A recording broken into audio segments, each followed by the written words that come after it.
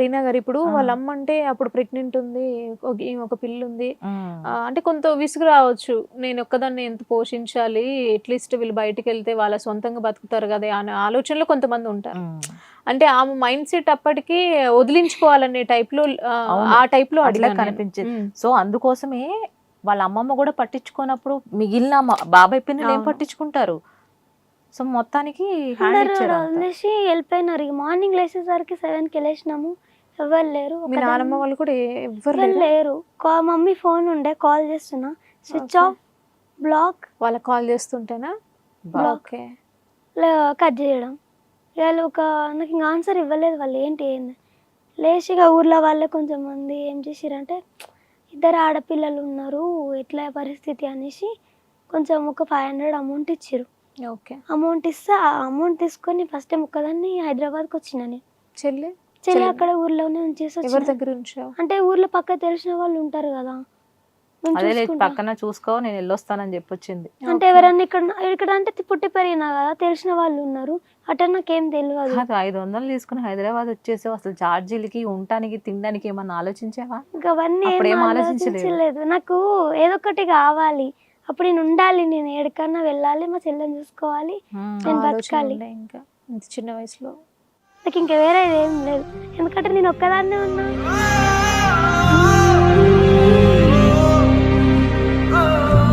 చెల్లె కూడా ఇప్పుడు అలాగైతే నేను సూసైడ్ చేసుకుంటే చెల్లె ఏమైపోతుంది, ఇట్లా ఆలోచించిన నేను.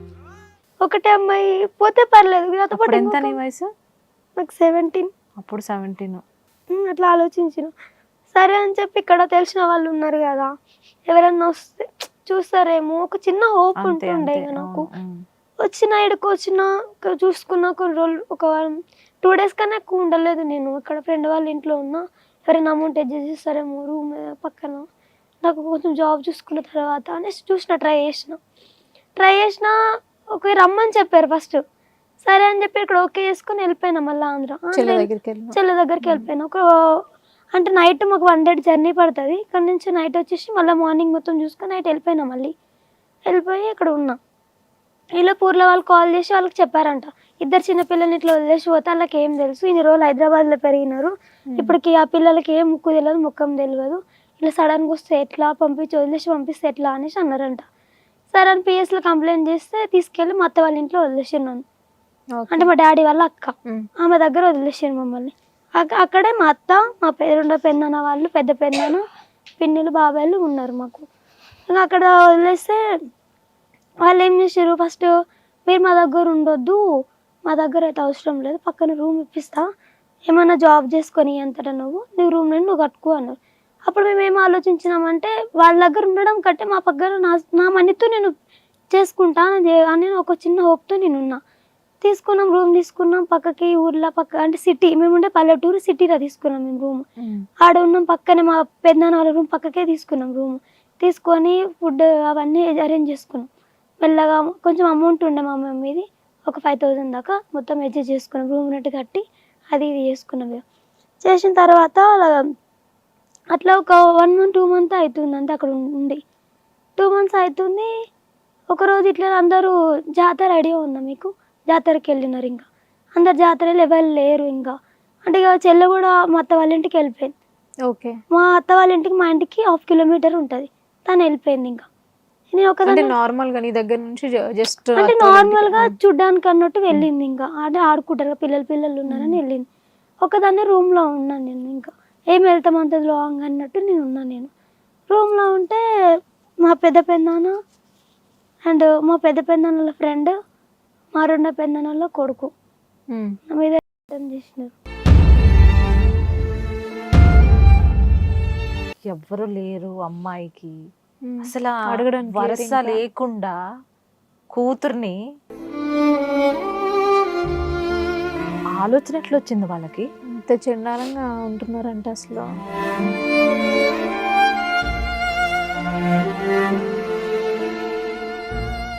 ఇంకా అది అయిపోయింది. లాస్ట్లో మా పిన్ని వస్తుంది. ఇంకొక 1 minute ఒక 2 minutes అయిపోతే నేను అక్కడ చనిపోయేదన్నమాట. దేవుడా, చనిపోయే సిచ్యువేషన్ వరకు వచ్చావు అక్కడ? మా పిన్ని రావడంతో అరవలేదా నువ్వు? నోట్లో గుడ్డలు కుక్కినారు, చేతులు కట్టేసినారు.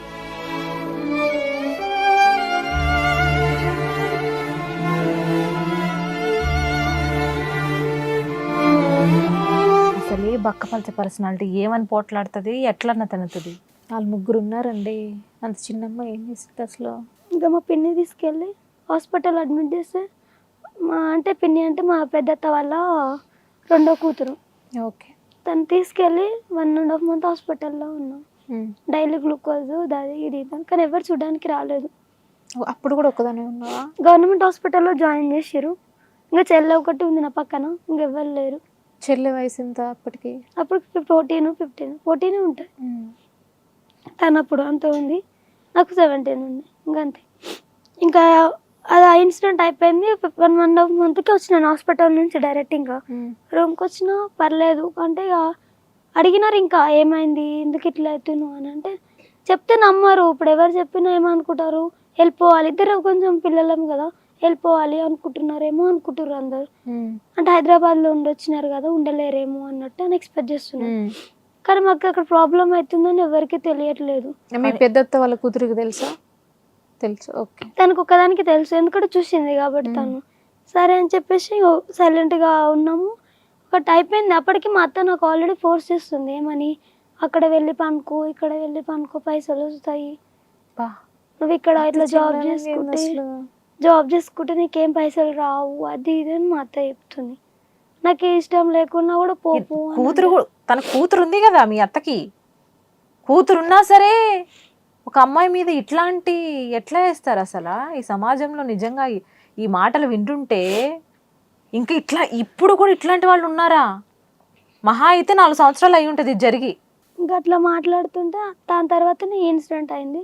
ఇంకా వచ్చిన 1.5 month తర్వాత రూమ్లో ఉన్న ఒక 10 days ఏమో ఉండుంటా అంతే. మళ్ళీ సెకండ్ టైం కూడా మళ్ళీ అయ్యింది. మా తమ్ముడు రెండో పెద్దనాన్న వాళ్ళ కొడుకు.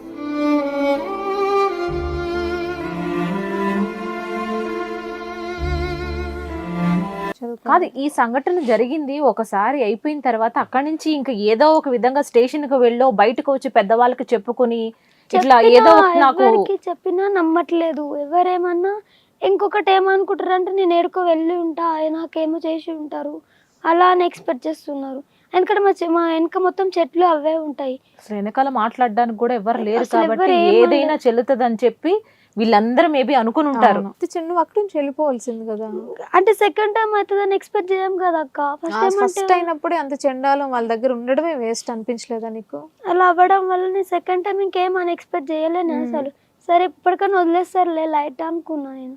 సెకండ్ టైం వరుసలు లేకుండా మూర్ఖులు అనుకోవాలి అసలు. అన్న నాన్న వాళ్ళకి కూతురు ఉంటారు కదా, ఉన్నారు కదా, వాడికి చెల్లి ఉంటది కదా. ఇంకా అట్లా ఏమనలేదు.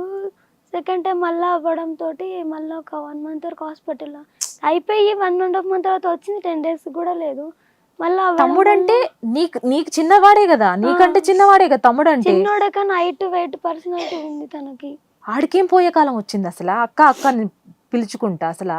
ఇంకా హాస్పిటల్లో చెప్పారంట ఇంకా లాస్ట్ మూమెంట్లో అయిపోతుంది అంటే లేవలేని పరిస్థితుల్లో ఉంటే అన్నారంట, ఇవన్నీ లైట్ కానీ మీరు ఏదన్నా ఇచ్చేసి మరి గ్లూకోజ్ ఇంజెక్షన్ చేస్తారు కదా, దాంట్లో ఏమన్నా ఇచ్చేసి చంపేసేయండి, సైలెంట్గా అయిపోతుంది, తీసుకెళ్ళి మేము ఏదో ఒకటి చెప్పుకుంటాము అన్నారంట.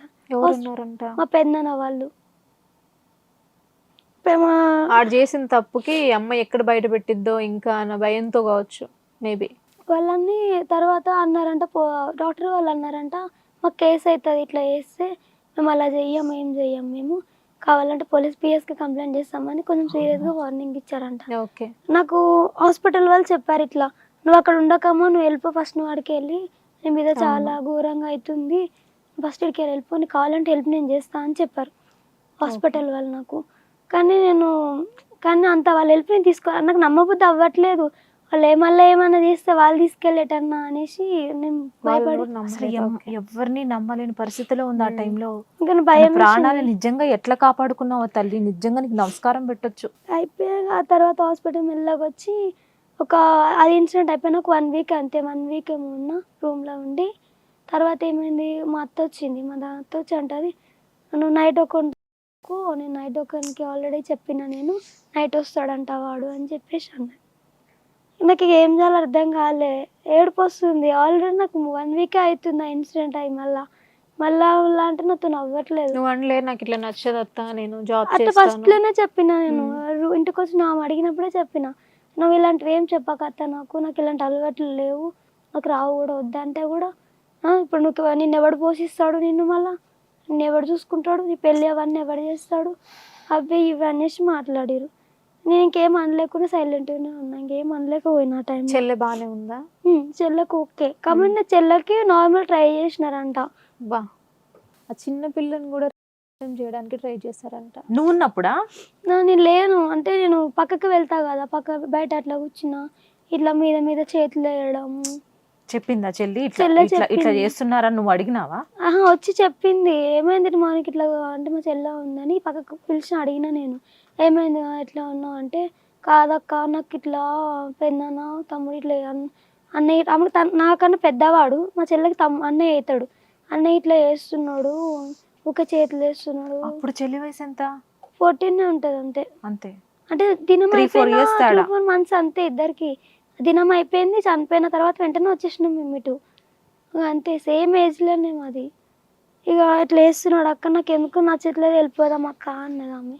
అని అంటే పోదాము, కొంచెం పైసలు చేతిలో పడితే ఎవరైనా హెల్ప్ తీసుకొని వెళ్ళిపోదాము అని చెప్పిన నేను. సరే అది ఇదంతా తనతో మంచిగా, తను ఎట్లా సర్ది చెప్పిన దాన్ని, ఇంకా తను వదలకుండా ఉన్నా నేను, ఎక్కడికి వెళ్ళకుండా రూమ్లోనే ఇద్దరం వెళ్తే ఒకటే దగ్గరికి వెళ్ళడము. నాదంటే మొత్తం చేసిన, మళ్ళీ తన లైఫ్ ఎందుకు స్పాయిల్ చేయాలనేసి నేను సైలెంట్గా అట్లనే ఉన్నా నేను. తర్వాత ఇక మెల్లగా అటు ఇటు చేసి చెప్పిన కదా వస్తున్నా, నైట్ వస్తారంట అని. నైట్ వస్తారంట అని చెప్పేసి అంటే మార్నింగ్ ఒప్పుకున్నా. ఇప్పుడు నాకు ఇక పోతా అది ఇది అని చేస్తే తీసుకెళ్ళి రూమ్లో వేసేస్తారు మళ్ళీ. అప్పుడు ఒప్పుకొని ఏం చేసిన, నైట్ 10:30 అవుతుంది, మా ఇంటి మొత్తం వెనక చెట్లే ఉంటాయి, ఇంకా చెట్లకి వెళ్ళిపోయినాను ఇద్దరం, నేను చెల్లి. ఇద్దరము వెళ్ళిపోయి ఇంకా కొంతమంది ఫోన్ నెంబర్లు ఉన్నాయి కదా, ఫోన్ ఉంది నా దగ్గర, ఫోన్ తీసుకొని వాళ్ళ నెంబర్కి ఫోన్ చేసుకొని డైరెక్ట్ ఎటెళ్ళినా గుర్తుకు కూడా లేదు, ఆ చీకట్లో ఆ టైంలో వెళ్ళిపోయాను. వెళ్ళిపోయి మాది బస్ స్టాప్ ఉంటుంది కదా, బస్ స్టాప్ దగ్గరికి వెళ్ళాం, అట్లా వేసి నడుచుకుంటానే వెళ్ళిపోయాను. ఓవర్ నైట్ అయిపోయింది, 11:30 అట్లా అయిపోయింది అక్కడికి వెళ్ళే వరకు. వెళ్ళి ఇంకా అమౌంట్ వేయించుకున్నాం, టికెట్లు బుక్ చేయించుకున్నాం, ఇట్లా వేసి ఇంకా బుక్ చేయించుకొని మాకేం ఇంకా టైం ఉంది రావడానికి, అది బస్ రావడానికి ఇంకా టైం ఉంటే మేము వెళ్ళి ఒప్పుకొస్తున్నాం అక్కడ. ఇక వేరే వాళ్ళు తాగుబోతులు వాళ్ళు ఉన్నారు ఆ టైంలో, ఇక తెలిస్తే అట్లా గలీజ్గా వాళ్ళు మాట్లాడుతున్నారు. వచ్చేసి ఆయన మీద అక్కడప్పుడు పోలీసులు ఉండడం వల్ల మేము సేవ్ అయిపోయినాం అక్కడ. అయితే ఇంకా సేవ్ అయిపోయి బస్ స్టాప్. నువ్వు చెప్పలే వాళ్ళకి, పోలీసు వాళ్ళకి ఇట్లా మా అత్త వాళ్ళు ఇట్లా వాళ్ళు అడగలేదా? అడిగారు, మీరేంటి ఈ టైంలో ఇక్కడ ఏం చేస్తున్నారు, ఇట్లా మొగలు ఇట్లా చేస్తున్నారు కదా, ఏం పని మీకు, అది మమ్మల్ని తిట్టారు వాళ్ళు. తిడితే మేము ఏం చెప్పినామంటే, మాకు కొంచెం ఎమర్జెన్సీ ఉంది, మేము ఇక్కడ ఎట్లయినా అక్కడి నుంచి వెళ్ళిపోవాలి అంటే. మళ్ళీ అయిన మాకు ఎట్లా ఉందంటే, అప్పుడు ఇప్పుడు మేము చిన్నపిల్లలము, ఏమన్నా తీసుకెళ్ళి మళ్ళీ అక్కడే పెడతారు కదా, అట్లా ఆలోచించినాం మేము. లేదు ఇక్కడ మేము వెళ్ళేది ఉంది, మా పేరెంట్స్ అక్కడ ఉన్నారు, ఇక్కడ ఎక్కిచ్చారు, బస్సు వస్తుందంట, ఇప్పుడే వదిలేసి వెళ్ళిపోయారు అని అబద్ధం చెప్పినాం వాళ్ళకి. మీకు తెలిసిన వాళ్ళంటే ఇప్పుడే వెళ్ళారు వస్తారు అని చెప్పేసి చెప్పినాం. వాళ్ళు వెళ్ళిపోయినారు. ఇంకా 10 నిమిషాల్లో బస్సు వచ్చేసింది. బస్సు ఎక్కేసి హైదరాబాద్ ఫస్ట్ టైం అంటే సెకండ్ టైం వచ్చినాం నేను చెల్లి. మీ అమ్మ చనిపోయిన దగ్గర నుంచి హైదరాబాద్ రాకముందు వరకు నీ జీవితంలో ఈ పాప 17 years ఆ టైంలో జరిగిన సంఘటనలు నిజంగా అసలు ఏ ఆడపిల్లకి జరగరాని అసలు వివక్షే. అసలు అది ఒక అమ్మాయి ఇంట్లో ఉంటే, ఒక మగతోడు ఒక ఆడతోడు కూడా లేకుండా ఒక అమ్మాయి ఉంటే ఇదా చేసేది అసలు. అది కూడా సొంత బాబాయిలు తమ్ముళ్ళు. అసలు ఇంతకన్నా ఘోరంగా అసలు నేను ఎక్కడ వినలేదు అసలు. నిజంగా నువ్వు తప్పు చేసావు తెలుసా. ఫస్టే ధైర్యంగా పోలీస్ స్టేషన్కి వెళ్ళి నన్ను ఇట్లా చేస్తున్నారు, నాకు రక్షణ కావాలి. ఏ అమ్మాయికైనా రక్షణ కావాలి, ఇంట్లో లేనప్పుడు, అమ్మో నానో లేనప్పుడు నాకు రక్షణ కావాలండి నువ్వు అడగాల్సింది గట్టిగా.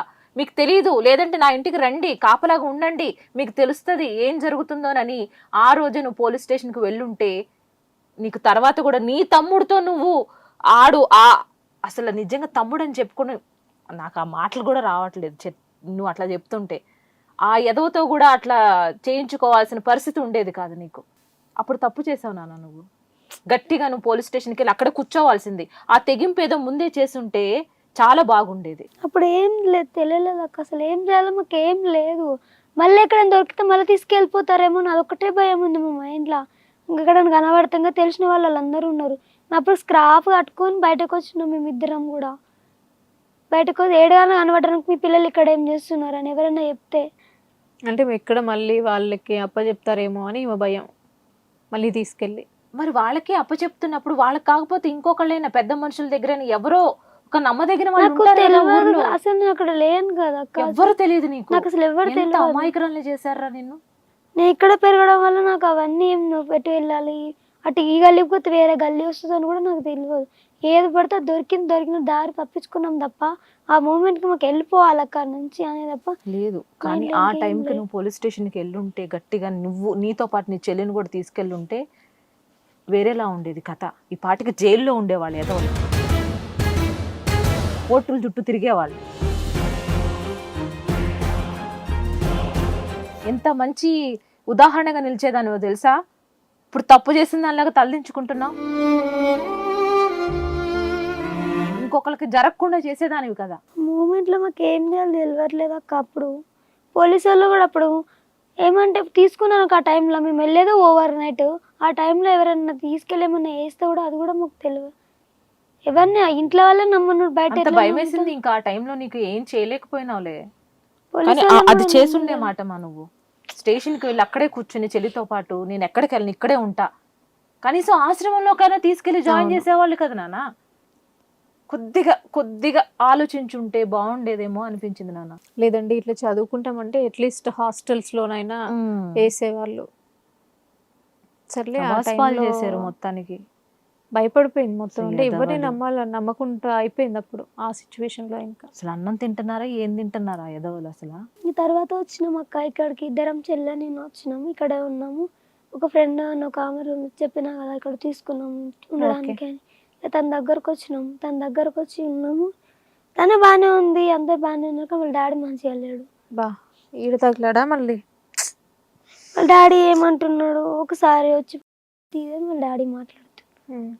మా ఎప్పుడైనా కుదిరితే ఇప్పుడు ఒక టైం ఉన్నట్టు ఒక టైం ఉండదు అక్క. ఇప్పుడు నైట్ టైం వాళ్ళు ఉండొచ్చు ఉండకపోవచ్చు, సిచ్యువేషన్ మళ్ళీ తెలియదు.